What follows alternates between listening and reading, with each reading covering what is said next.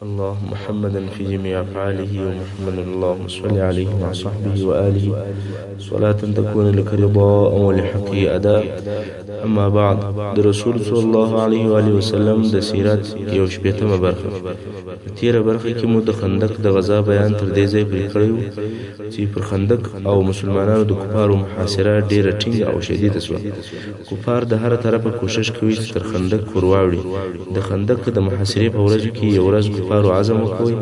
ول په هر قیامت سره چې وي باید تر خندق ور واوړو یا لار پکښې جوړه کړو. نو یې فیصله وکړه چې د هره طرفه به پر ټول خندق شدید حملې کوو. دغې فیصلې سره سم کفارو د خندق پر هر ځای باندې حملې شروع کړي او دلته مسلمانانو د سپرو یو ټولۍ جوړه کړه چې د خندق پر هر ځای زور ورسي او کفار غواړي چې هلته ور واوړي. دغه ټولۍ هغه ځای ته ځان رسوي او کفار منع کوي. د دغه ټولۍ مشرتوب په خپله د رسول صلی الله علیه وسلم پر غاړه و چې څو نفره اصحاب کرام ورسره ول او د خندق د یوه سره تر بله سره پرې په تګ راتګ باندې پیرې کولې. هر چیرې چې کفارو د اوښتلو دپاره به یې زور وکوئ هغه ځای ته به په چابکي سره ځانونه رسول او کفار به په غشو باندې ویشتل. د کفارو دغه شدید حملې د ماپښین د لمانځه څخه شروع شوې د ماښام تر لمانځه پورې دوام پیدا کوي. کفار کوشش کوي چې په هر قیمت سرچوي د اوښتلو دپاره باید لار جوړه کړي، خو مسلمانان یې په همت سره مخه نیسي او نه یې پرېږدي. دغه حملې پرلپسې وې، حملې نه وې بلکې یو ځایي هجوم و او د کفارو دغه هجوم پس له لمر لوېدلو څخه په ناکامي سره پای ته ورسېدی. یو څوک یو یا 2 کیلومتره زغلي او ستړی کېږي، مګر زموږ پیشوا رسول صلی الله علیه وسلم د ماپښین څخه تر ماښامه پورې په پرلپسې ځغستا سره د مشرک او د کفارو چې کوم دښمنان دوی ول د هغو دفاع کول. کله چې پس له ماښامه هجوم آرام سو او کفار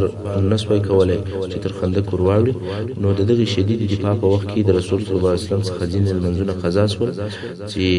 متفق علیه حدیث شریف دی چې جابر رضی الله عنه وایي چې د خندق په ورځ باندې عمر بن خطاب رضی الله عنه رالی او د قریشو کفارو ته بد ویل او ویل یا رسول الله ما د مازدیګر لمونځ د ډیر مصروفیت او مشغولتیا په سبب د لمر لوېدو سره وکړ. مګر رسول صلی الله علیه وسلم وفرمایل والله ما د مازدیګر لمونځ تر اوسه هم نه دی کړی. دا څومره مشغولتیا ده، لمونځ فقط 15 یا 10 دقیقې غواړي. مګر رسول صلی الله علیه وسلم دغه لږ وخت او فرصت هم نه درلودی چې دغه فرضي لمونځ پکې ادا کړي. نو د دغه حالت څخه د کفارو د هجوم او د حملو اندازه معلومیږي. بیا نو رسول صلی الله علیه وسلم په موجودو اصحاب کرامو کې غږ وکړ چې ستاسې څخه چا تر اوسه د مازدیګر لمونځ نه دی کړی. نو ډېر نفر پیدا شول چې تر دغه وخته یې د مازدیګر لمونځ نه و ادا کړی. اوس ماښام نو د مازدیګر لمونځ د ډېر مشغولتیا په سبب قضا سوی و. نو رسول صلی الله علیه وسلم هغه نفر سره یو ځای کړل، پس له اودس تازه کولو یې اول د مازدیګر لمونځ په جماعت سره ادا کړي او بیا یې د ماښام لمونځ ادا کړي چې د قضایي لمونځو د ادا کولو طریقه هم داسې ده. که د یو چا څخه لمونځ قضا سو نو به تر هغه وروستني یا وختي لمانځه د مخه اول قضا سوی لمونځ راګرځي او بیا به وختي لمونځ ادا کوي، لکه څنګه چې رسول صلی الله علیه وسلم د خپلو اصحاب کرامو سره اول د مازدیګر لمونځ ادا کوي او بیا د ماښام لمونځ ادا کوي. رسول صلی الله علیه وسلم د دغه لمانځه په قضا کېدلو باندې ډېر خواشینی و تر داسې اندازې چې مشرکانو ته یې اشاره وکوله او تاسې ته معلومه ده چې رسول صلی الله علیه وسلم تر ډېره وخته پورې اشاره نه کوله. مګر په دغه ورځ یې د لمانځه د قضا کېدلو په سبب مشرکانو ته اشاره وکوله. امام بخاري رحمه الله د حضرت علي رضی الله عنه څخه روایت کوي چې رسول صلی الله علیه وسلم په دغه ورځ وویل الله دې د دوی کورونه او د دوی قبرونه د اوره ورډک کړي چې موږ یې تر لمر لوېدلو پورې د مازدیګر د لمانځه څخه مشغوله کړو. امام شافعي او امام احمد رحمهم الله په خپل مسند کې راوړي دي چې مشرکانو په خپل حملو سره رسول صلی الله علیه وسلم د ماپښین، مازدیګر، ماښام، ماخستن د لمانځو څخه مشغوله کړي او بیا ټول لمونځونه په یو ځای باندې ادا کړل. خو امام نووي رحمه الله د دغه احادیثو د تطبیق دپاره وایي چې د خندق محاصره د یوې ورځې کار نه و بلکې څو ورځې دا محاصره وه. په ځینو ورځو کې یو لمونځ قضا سوی دی او په ځینو ورځو ورځو کې څو لمونځونه قضا شوي دي او د دغه ځای څخه موږ ته دا معلومیږي چې د مشرکانو دغه کوشش چې د خندق ورواوړي او د مسلمانانو دغه پرلپسې پیرې او د مشرکانو منع کول دا څو ورځې شوي دي مګر دا چې د دوو لښکرو په مابینځ کې خندق حائل او جلا کوونکی و نو مخ په مخ او خونړۍ جګړه نه ده پیښه شوې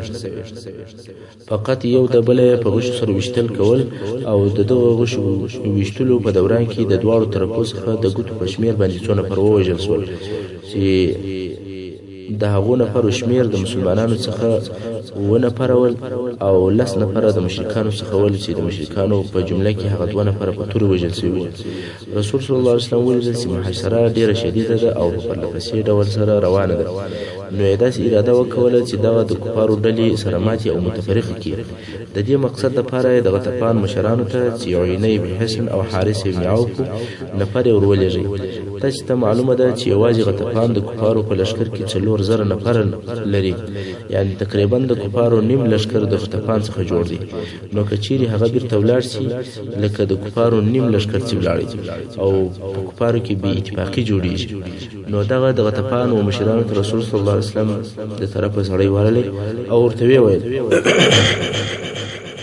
رسول صلی الله علیه وسلم غواړي چې ستاسو سره وویني هغه هم د رسول صلی الله علیه وسلم سره لیدل او ملاقات قبول کړ اوس نو عینه بن حسن د نور 4 نفر مشرانو سره د مسلمانانو ځای ته راغلی او د نور کفارو په پټه د رسول صلی الله علیه وسلم سره ملاقات وکړ رسول صلی الله علیه وسلم د دې سره د بیرته تللو په اړه کې خبري وکوي چې تاسو ولاړ شئ او موږ او خوري سره پریږدو دوی وویل شدي موږ به بیرته ولاړ شو خو ته د دې رجوع په مقابل کې موږ ته چې شراکه رسول صلی الله علیه وسلم فرمایل د مدینه منورې د میوه څلورمه حصہ ودرکړه هغه ولیا د یو کال لپاره به ټول میوه راکوي یو کال به د مدینه منورې حاصلات زموږ نو موږ بیرته ځو د غطفان مشران پوهېدل چې دلته زموږ اوسېدل فایده نه لري مسلمانان په خندق ساتل شوي دي او موږ خو اصلا د غنیمتو لپاره راغلي نو که دغه غنیمتونه مفت او بې له جنګ په لاس راشي دا خو ډېر ښه کار دی خو رسول صلی الله علیه وسلم ورته وویل چې د یو کال د میوه 3مه حصه به درکوو او تاسې ولاړ شئ خدای بحث سر شروع چې اخر کې دې نتیجې ته ورسېدل چې د مدینه شریفې د یو کال نیمه میوه به دوی ته ورکوي او دوی بځي د احزاب څخه جلا کیږي رسول صلی الله علیه وسلم او د عینه پر دې خبر اتفاق وشو رسول صلی الله علیه وسلم ورته وویل دغه اتفاق صحیح دی په دې شرط چې انصار قبول کړي ځکه میوه د انصارو د باغو دي او د هغو ملک کله انصارو نو خوښ به اتفاق نشته او رسول صلی الله علیه وسلم په دې وخت کې سعد بن معاذ او سعد بن عباده رضی الله تعالی عنهما راوښتل چې دا 2 نفر د انصار مشران بیا رسول صلی الله علیه وسلم د عینه په حضور دوی تحال ووي او یې فرمایي د دې لپاره چې دا د کفارو ډلې او احزاب سره وپاشم نو می د غطفان د مشرانو سره موافقه وکړه چې د مدینه شریفې د یو کال نیمه میوه به دوی ته ورکوو او په دې سره به دوی د احزاب پرېږدي او خپل وطن ته وځي انصار وویل یا رسول الله که دغه فیصله په وحی سره وي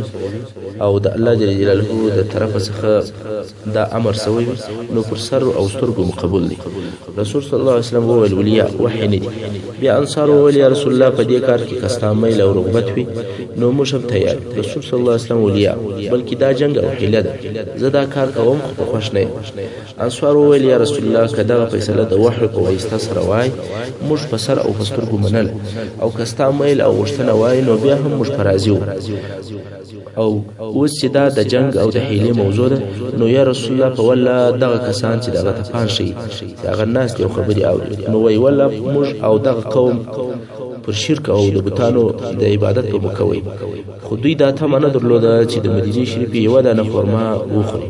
بیل مهمانی یا پرانیولو اوس چې الله جل جلاله موږ په اسلام مکرم کو او په تاسو سره معزز کو اوس دوی تزموږ مالونه ورکو په ولا بل شی به ورنکو بیل تورو خالد توري به ورکو رسول صلی الله علیه وسلم دا د دوی رائے خوښه او وی فرمایل کله چې ما ولیدل چې ټول عرب تاسو د وی جندي څخه ولې نو دا داس یو کارو چې ما ستاسو د فارغ کوم او بیا رسول صلی الله علیه وسلم د عینه پر طرف مخ ورواړوي او ورته ویل یا عینه تا واوریدل اتفاق نشته عینه په تعجب دا عجب قوم دا خلق محاصره دي او د هر طرف پر دوی تکالیف دي او دا د دوی جواب دي نو پوسو چې دا قوم په اساني سره نه تسلیمېږي اوس چې د غطفان سره صلح او اتفاق نه وسو نو عینه بیرته د کفارو لشکر ته ولاړ او د هغو سره پاتې شو. د کفارو د طرف څخه محاصره نور هم دوام لري او مسلمانان هم همیشه د خندق څخه دفاع کوي. د دفاع څخه مقصد دا دی چې اصحاب کرام د خندق پر یو طرف دي، د خندق د یو سره تر بل سره پر تګ او راتګ کوي او هر کله چې کفار د دې لپاره کوشش وکوي چې تر خندق ورواړي مسلمانان یې نه پرېږدي، په غشي ولي په ډبرو یې ولي. پیرا او غزمه به همیشه او په پرلپسې و. د بلې خوا لوږه او غریبي و. که څوک به ډیر ستړی سو دا به ولاړی څه راحت او آرام به وکړي او نور نفر به دغه پر ځای باندې ودرېدل او دفاع به کول. موږ او تاسې به دغه حال پر خپل ځان فرض کو. مثلا موږ 300 نفره د ولې پر یو طرف باندې او د ولې پر هغه بل طرف باندې زموږ دشمنان چې 1000 نفر وي دا راته ولاړ او کوشش کوي چې تر ولې راوړي او موږ مړ کی، خو موږ یې و اوښتلو ته نه پرېږدو څو ډیر ستړي سو نو څونه به وزغلو او تر کومه وخته په دفاع به وکړو. تاسې د مسلمانانو خاصتا د رسول صلی الله علیه وسلم دغه سخت حال او تاریخ ژوند لږ وسنجوي او بیا دغه کار یوه ورځ هم نو بلکې تر یوې میاشتې زیات دا محاصرې دوام وکړ.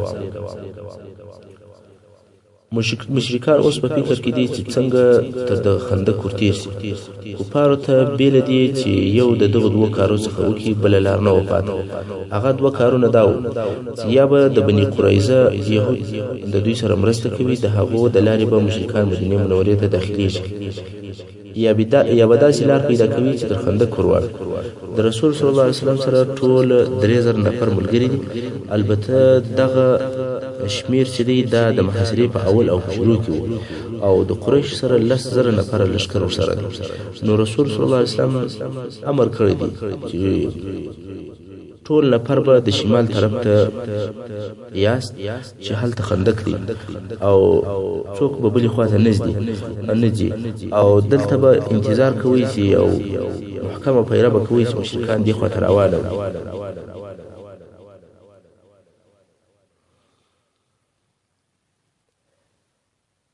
او بلې خواته دوی نسی کللی ځکه که داسې وي چې ځینې مسلمانان دلته په شمالي طرف کې وي او نور بیا په بل طرف باندې وي،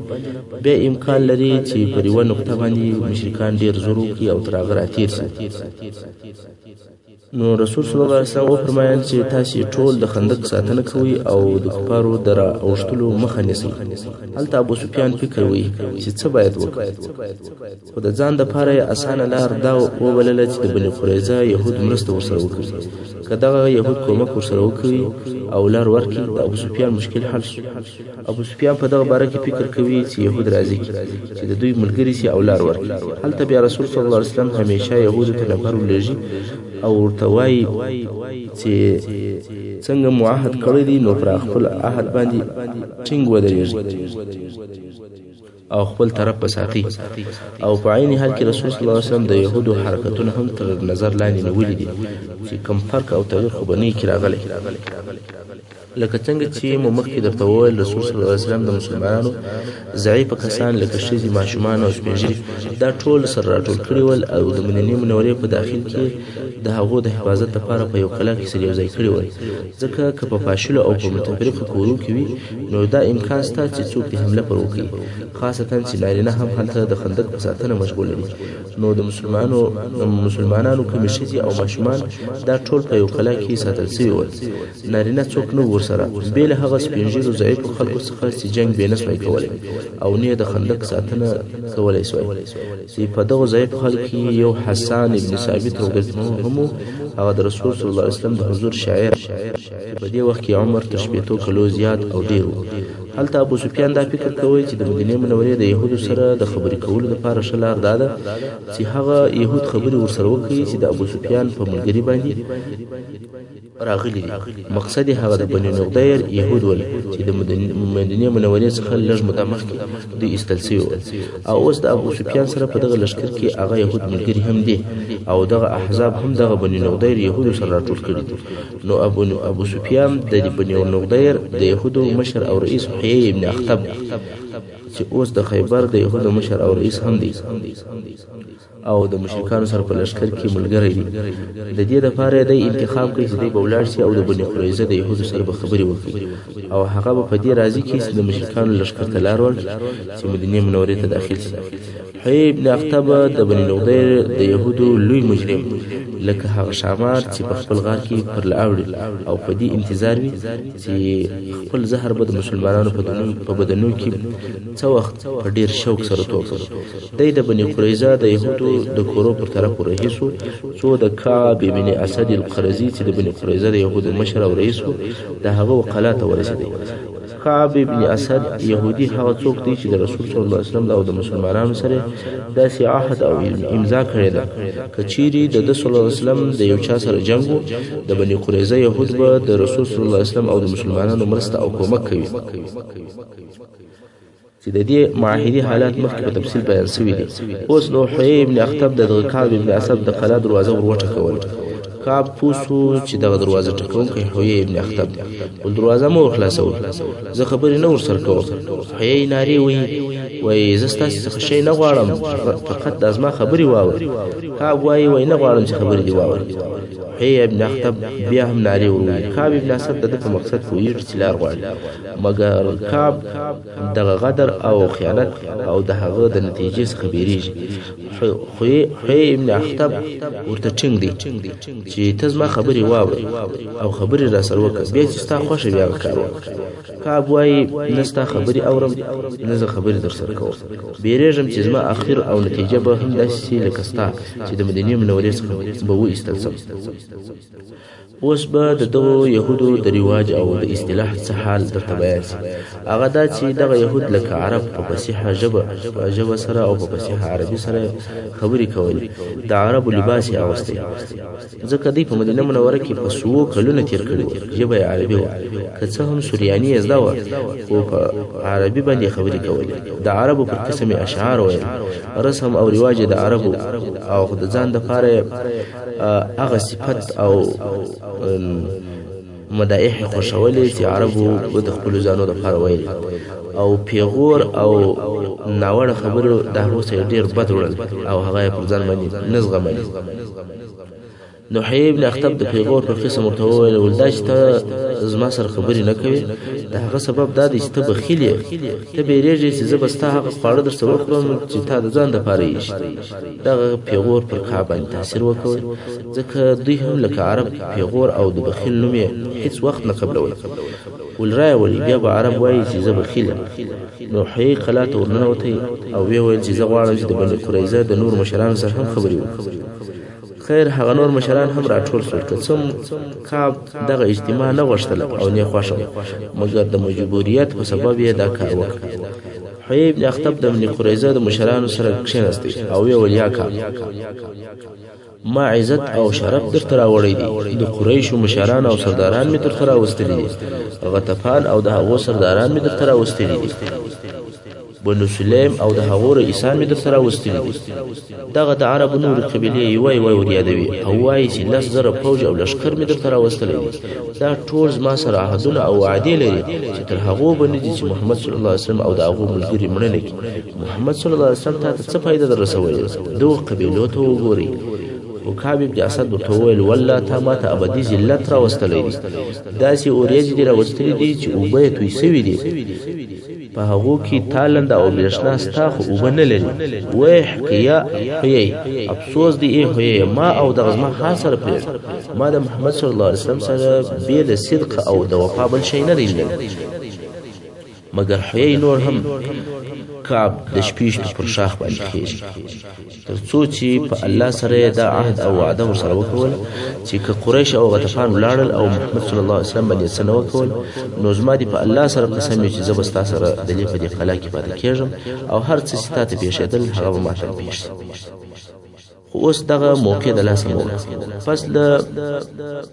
دې ټولو خبرو په پرلپسې د خبرو باندې چې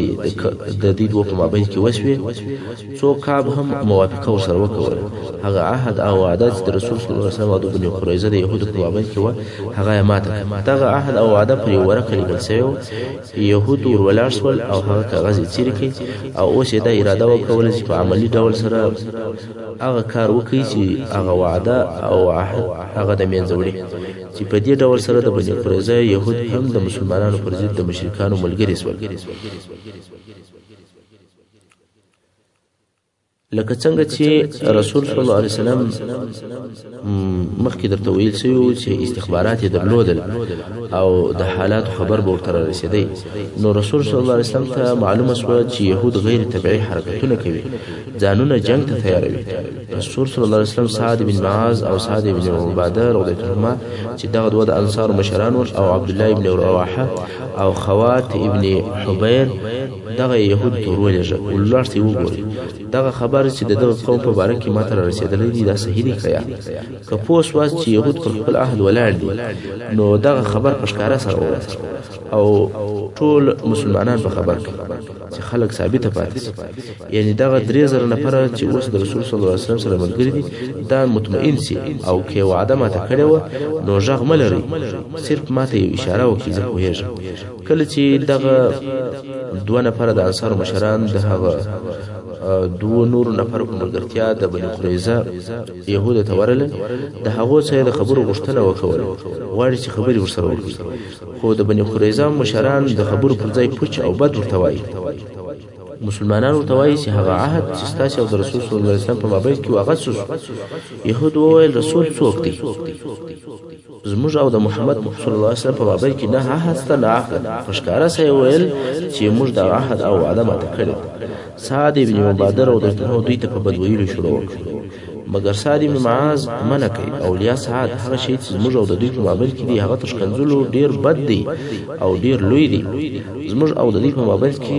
فقط دخلي خبرې نه دي بلکې تر دغه لوړ کارونه دي نو د انصارو ډله بیرته رسول صلی الله علیه وسلم تراله کله چې هلته ورسېدل رسول صلی الله علیه وسلم پوښتنه وکړه چې څه خبرو دی ویل یا رسول الله عضل او قاره فقط دا یو اشاره و چې يهودو قدر وکړ کستاسي په یاد وي موږ مخکې د دغه دوه قبیلو قصه د ماء الرجيع په نامه سره بیان کړو چې رسول صلی الله علیه وسلم لس نفر یا په بل روایت کې شپږ نفر اصحاب کرام په غدر سره او په خیانت سره شهیدان کړي چې هغه عاصم او خبیب رضی الله عنهما هم پکښې و سره د دې چې جواري هم وکړو خیانت یې وسره نو کله چې دی العوض العقاره یعنی غدر یا رسول نو دا معلومه خبره چې دا اوسنۍ حال د مسلمانانو لپاره د يهودو خیانت دا یو ډیر لوی خطر دی ځکه د دوی په خیانت سره د جنوب شرق لار پر مسلمانانو خلاص او د کفارو لشکره ته لار وريلاس خندق او د هغه کندل ټول به پیدا مګر رسول صلی الله علیه وسلم په لوړ اواز سره وویل الله اکبر د کامیابی زیری درکو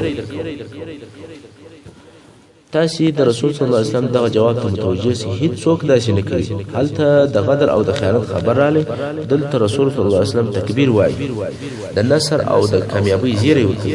او په حقیقت کې دا د الله د وعده تصدیق خیر نور مسلمانان نسول پوه چې يهود خیانت کړی دي بلکې په دغه تکبیر سره د هغو د ګمان چې يهود اوس هم پر خپل عهد ولاړ مګر د يهودو د خیانت خبر بیا هم پټ پټ نشریدي چې پر قرار مسلمانانو خبر سره نشر سو یو د بل او ټول خبر سول چې بني قریظه يهودو هغه عهد مات کړی دي او د جنوب شرق لار را باندې خلاص شو خطر اوس ډیر لوی شو او د دوه طرفو څخه شو یو د شمال له طرفه چې هلته د مشرکانو لزر لشکر پروت او په هر لحظه کې د امکان ستاسو تر خندق دی راوړي او بل د جنوب د طرفه چې د بني قریظه د يهودو د حمله امکان دی خاصه د شمال طرف ته خو بیا هم خندق ستا مگر د جنوب شرق طرف ته هیڅ ساتنه نشته چې دانو د خندق په فضا کې د مسلمانانو لپاره تر ټولو حالات ډیر سخت او ډیر مشکل حالت خاصه چې د مسلمانانو شدي او ماشومان هم د خائن يهودو په طرف کې او ودوی ته نږدې ول او بل حفاظت او ساتنې په یو کلا کې ول. د مسلمانانو حالت داسې شو لکه چې الله جل جلاله په سورۃ احزاب لسم او 11 نمبر آیات کې فرمایي: أعوذ بالله من الشيطان الرجيم وإذ زاغت الأبصار وبلغت القلوب الحناجر وتظنون بالله الظنونا. کله چې د ډیری بیري څخه سترګې رډې او شخې پاتې شوې او زړونه تر ستوني او حلقه پورې ورسېدل او تاسې پر الله باندې راز راز ګمانونه وکول. سترګې خو د دهشت او د بیري او د حیرت څخه رډې پاتې وي او زړونه چنغړکو ته دا رقم را رسېدل چې په دونه زور او په شدت سره زړونه غورځېدل لکه د ستوني د لارې څخه چې د باندې راوځي او قسم قسم ګمانونه وسول چې واقعا مسلمانانو به د ځان سره ویل دا یو بل ډېر سخت امتحان را باندې رالی، الله دې خیره ته پیش کړي. خو ناقص الایمان کسانو به ویل د دغه حالت څخه زموږ ژوندي وتل ډېر مشکل او سخت کار دی. د منافقانو حال خو نو مه غواړي چې هغو به څه ویل: هنالك ابتلي المؤمنون وزلزلوا زلزالا شديدا. په دغه وخت کې مؤمنان امتحان کړل شول او په سخت رژدېدلو سره ورژدول شول. په دغه کیفیت سره منافقان او مؤمنان سره جلا شول. د منافقانو څخه د نفاق خبرې کېدلې، حتی ځینو منافقانو به ویل محمد صلی الله علیه وسلم موږ ته د قیصر او د کسرا په خزانو وعدې راکوي او نن ورځ زموږ څخه یو څوک دا قدرت نه لري چې هغه دې په اطمینان سره د خپل حاجت لپاره تر یو ځایه پرې ولاړ شي. او دوی به د رسول صلی الله علیه وسلم څخه اجازه غوښته چې موږ ته اجازه راکړه چې موږ ولاړ شو خپلو کورو ته، ځکه زموږ کورونه هلته یهودو ته نږدې دي، موږ پر بیریږو چې یهود حمله پر ونه کړي. دلته په دغه مشکل حالت کې چې د یوه طرفه مشرکان او د بله طرفه د بني قریظه یهودو خیانت کړی دی، منافقانو په تیښته شروع وکړل، کرار کرار خپلو کورو ته ځي، هر یو پر خپل اهل او پر اولاد بیریږي. رسول صلی الله علیه وسلم یې تقریبا یوازې پرېښود. حتی واقعا مسلمانان هم ډېر نفر د یهودو د خیانت په اورېدلو سره وبېرېدل او ډېر صادقه مسلمانان د منافقانو د دغه تیښتې تر تاثیر لاندې شول او دوی هم حتی په هغه بنو سلمه کې چې واقعي مسلمانان ول د تیښتې اراده پیدا شوه. دغه د بنو قریظه د یهودو د حد ماتېدلو په سبب د رسول صلی الله علیه وسلم سره د هغه 3000 نفر څخه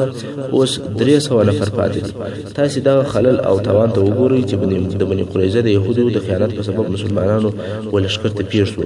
د هغه 3000 نفرو څخه چې خندق یې ساتي او پیرای کول اوس 300 نفر پاتې شو او نور ټول خپل کورو ته ولاړل او غواړي چې کورونه وساتي. الته په يهودو کې دا فکر پیدا شو چې راځي یو ښه اقدام وکړو چې یو کار وکړو او مسلمانانو د پاره یو غټ ضرر وي او زموږ د پاره لوی تاوان. نو ښه کار به دا وي چې اول دا کار وکړو چې د مسلمانانو ښځې او ماشومان د دې په یو کلا کې زموږ په طرف کې محفوظ دي، شاید د ساتلو دپاره بې څوک نه وي. اول به پر دغه ښځو پر دا ماشومانو باندې حمله وکړو، دوی به واخو چې ښځې به زموږ دپاره مینځانې وي او هلکان به مریان وي. نو د دغه کار د پاره یو پلان جوړ کړي. حالات په دې وخت کې ډېر خطرناک دي. واقعا هم په کلا کې بېله ښځو او ماشومانو بل څوک نشته، ځکه ټول مسلمانان هلته د رسول صلی الله علیه وسلم سره د خندق ساتنه کوي. نو یهودو څو نفره جاسوسان د معلوماتو دپاره ولېږل چې تاسې ولاړ سئ وګورئ چې په کلا کې د ساتنې دپاره څوک ستا که یا.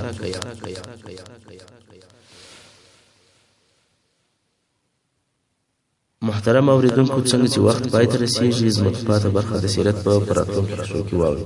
صلی الله تعالی علی خیر خلقه محمد و آله و اصحابه اجمعین.